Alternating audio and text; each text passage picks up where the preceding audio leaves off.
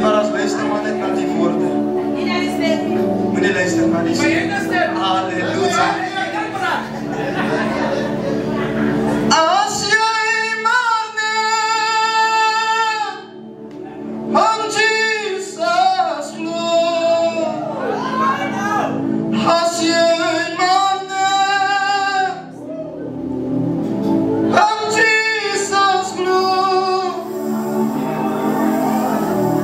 En dan zal hij jou bijgelijk maken.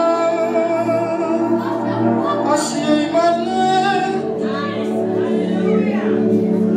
aan Jezus gelooft. Als jij maar net aan Jezus gelooft. Als jij maar net aan Jezus gelooft. En dan zal hij jou bijgelijk maken. Als jij maar net aan Jezus gelooft. Wat is je nou? Hij is die schepper van die hemel en aarde. Die Heere verlaat mij van mijn zonde. Jesus redt mij, Jesus van jou. Als jij maar net aan Jezus gelooft. 4 jaar terug was mijn kind geboren.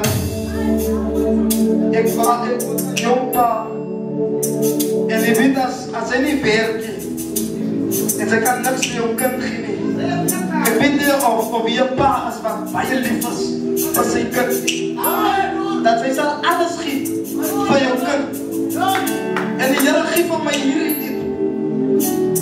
En 4 jaar later verstaan ik op. En dus kom ik nou hierdie lied sing. Van God het beloof. Als hy glo in hom, sal hy hoogtes gelyk maak. Hy sal ystergrendels verbreek. Hy sal die skatte wat in die donkerte verberg is, sal hy vir jou gee. Jy hoef nie met prys te verstaan nie, maar voel my. En wanneer iemand moet my voel hierdie jaar. Ek is baie foute gemaakt in hierdie lewe, maar voel my. Hou my foute top, maar voel my.